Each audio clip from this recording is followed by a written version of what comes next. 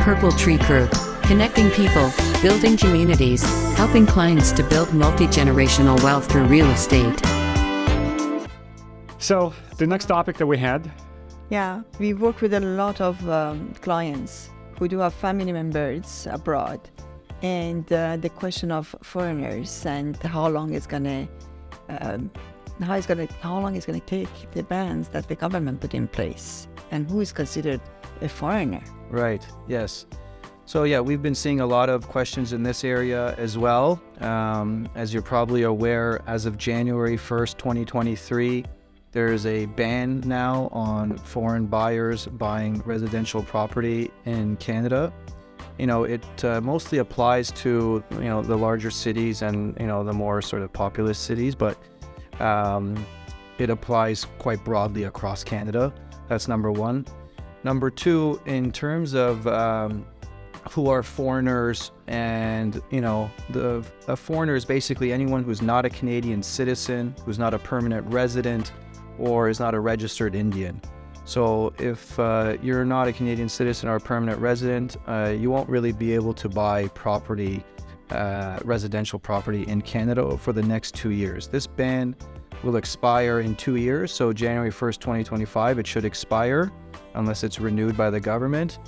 And, again, it's trying to address the housing crisis and the shortage of supply for housing in the largest cities, mainly Toronto and Vancouver.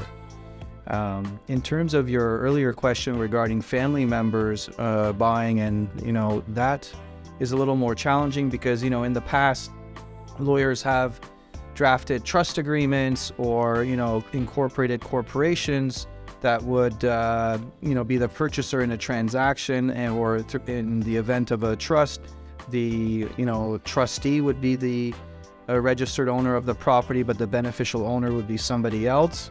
That's not permitted either. They've actually implemented very specific rules to prevent that from happening.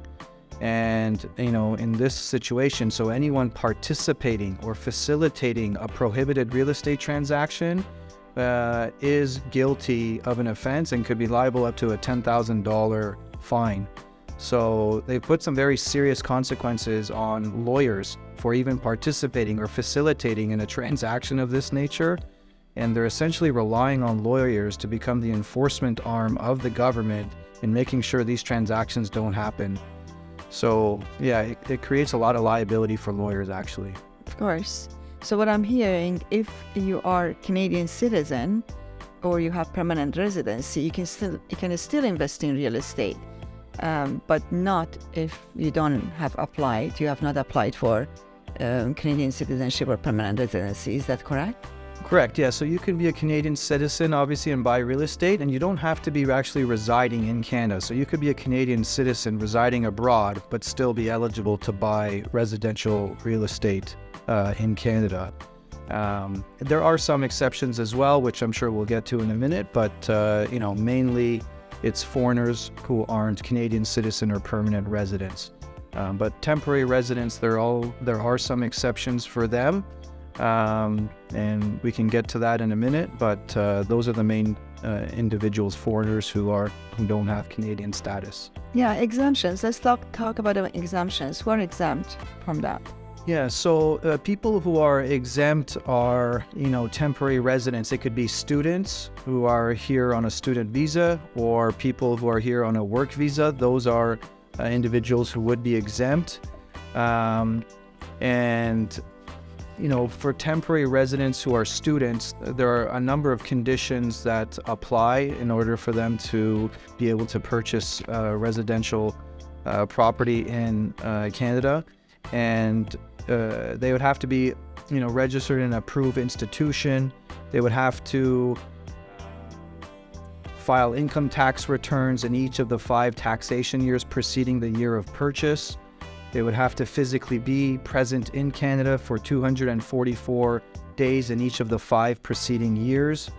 And the purchase price of the residential property would have to be less than $500,000. So to satisfy all those conditions is not easy. Number one, purchasing residential property under $500,000 in Toronto is something that doesn't really exist anymore. It's difficult to find property in that price range. And then for temporary residents who are here on a work permit, again, there are a number of conditions that are outlined in the regulations, but they are that they have to be working full-time for a minimum of 3 years in the preceding 4 years prior to the purchase transaction. Also, they must have filed income tax returns in 3 of the 4 taxation years preceding the purchase transaction. And they must not own any other residential property. There are other exemptions as well. So for individuals who have refugee protection status, they can purchase property. An individual who is purchasing residential property with their spouse who is a citizen or permanent resident or temporary resident, or a refugee, you would also be exempt.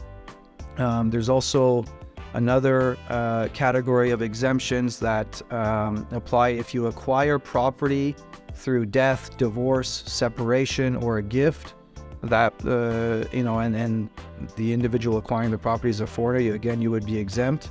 The transfer under the terms of a trust, so long as the trust was registered prior to the date when this law was enacted, which was January 1st, 2023. That could also be exempt.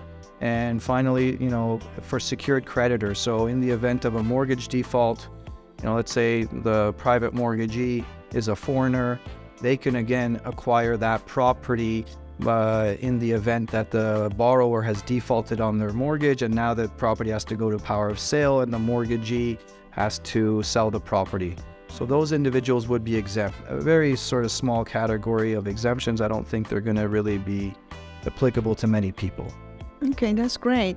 So we have experienced with our first home buyers who applied for permanent residency mainly, and they have been putting on hold their purchase price because they thought that they need to get their permanent residency till they purchase.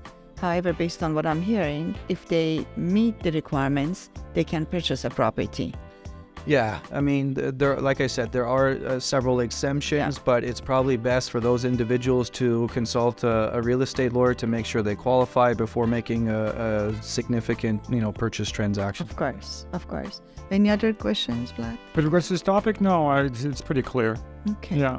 So we work with a lot of investors also that at one point they were residing in Canada and they moved to US or other countries, and now they are thinking of selling their investment property, and there is a non-resident taxation that applies for them.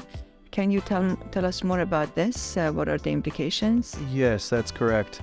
So if you're a non-resident and you sell property, irrespective of what type of property that is, residential, commercial, land, whatever it may be, you will be subject to this withholding tax.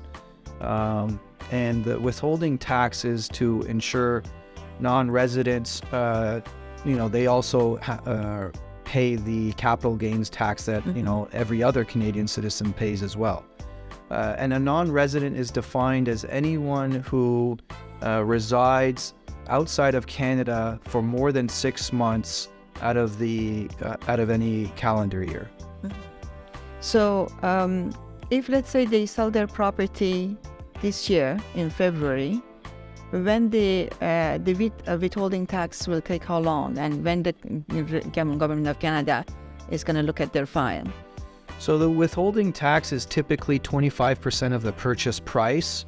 And, in order to avoid, this withholding tax, the seller would need to obtain a clearance certificate prior to the closing of the transaction.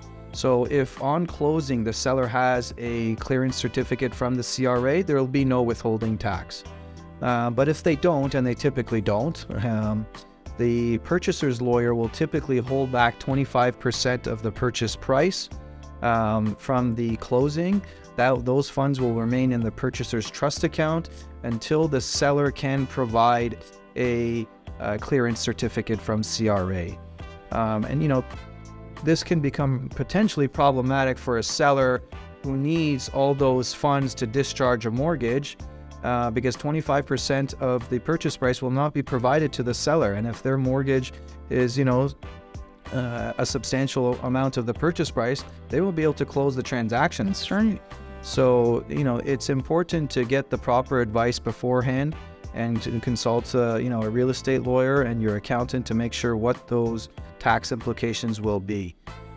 It's also very important for the purchaser's lawyer to make the proper inquiries, complete the necessary due diligence to ensure that the seller is not a non-resident. If the seller is a non-resident and the purchaser's lawyer doesn't make the proper inquiries and completes the necessary due diligence, that tax liability can actually be passed on to the purchaser. And so that would be a nightmare for any lawyer, because now they would most likely have a claim on their hand because they didn't do the proper due diligence in ensuring that the seller was not a non-resident. So we had a transaction recently, and the seller is non-resident. Who is going to file to get that certificate from the government of Canada? And do we need to disclose to the cooperating agent, or the seller needs to disclose to the buyer and that they are non-resident? Yeah, I'm not sure if there would be obligations on the seller's realtor to disclose it, but certainly the seller's lawyer would have an obligation to disclose it.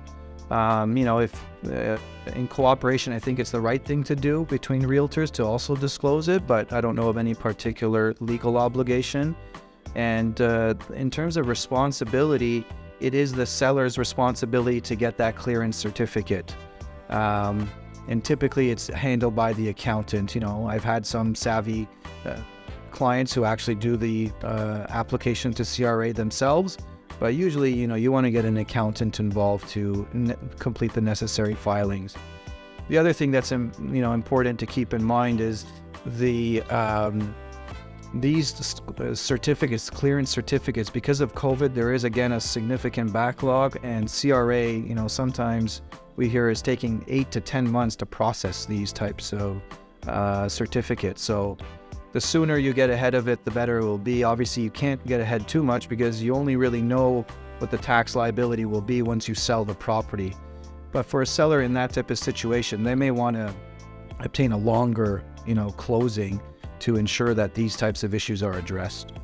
So what I'm hearing, Bobby, if somebody sells their home,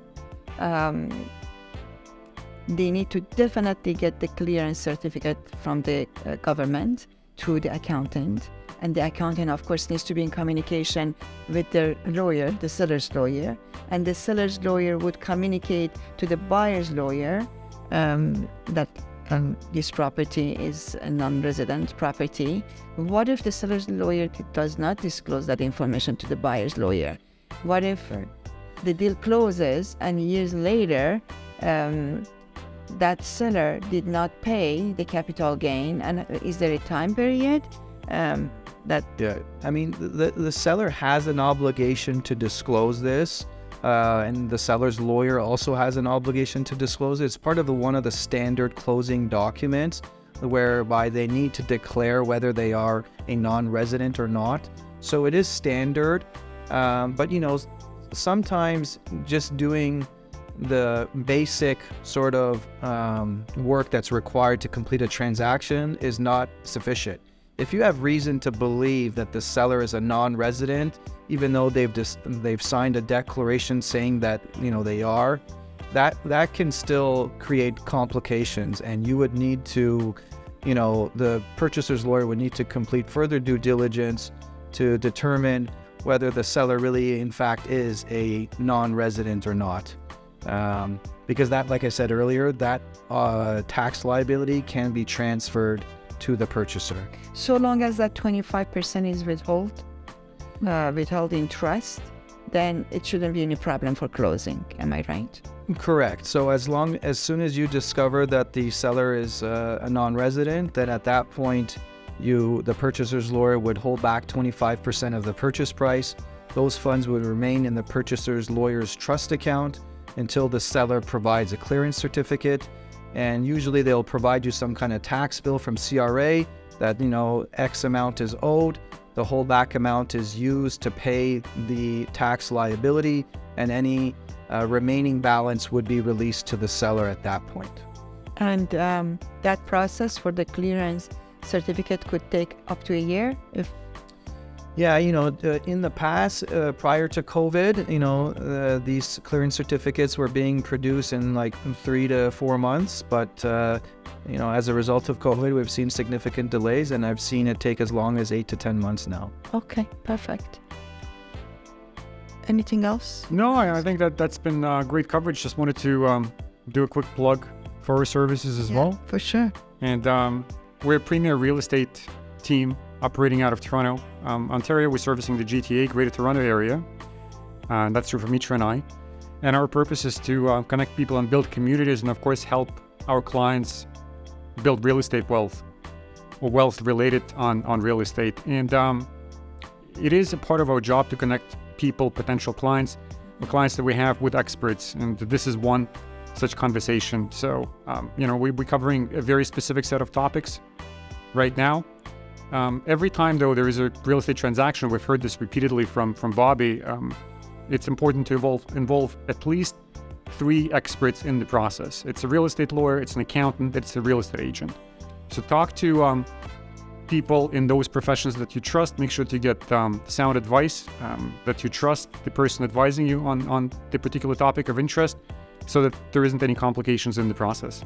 And we have been privileged actually to work together. The same client we are serving are using your services, and knowing that we are constantly in communication, making sure that they are served, they know what's next for them, and us doing our due diligence and making sure that the closing will go smooth for sure. Yes, as you know, we've been working with each other for several years now, and it's been a pleasure working with you and your team, Mitra and Vlad. Thank you. I've always admired your professionalism and the way you really sort of, hold hands with the clients to get them to the finish line. And I know that you're always available for any issues that do arise, so that gives the lawyers great comfort as well. That you Thank you. Background. Thank you. It's all about doing the best we can for our clients at the end, that they would be so happy, so outrageously happy of our services that they can recommend us to anyone they care about. Yes, exactly. Vlad, is there any other topic that you want to talk about today? No, I think we actually good. We're good. We covered 3 important topics, and we can wrap this up. Thank you. Great. Thank you, Bobby. Thank you, Mitra. Yes, Thank you. Thank you, everyone. Of course. Sorry. Purple Tree Crew, connecting people, building communities, helping clients to build multi-generational wealth through real estate.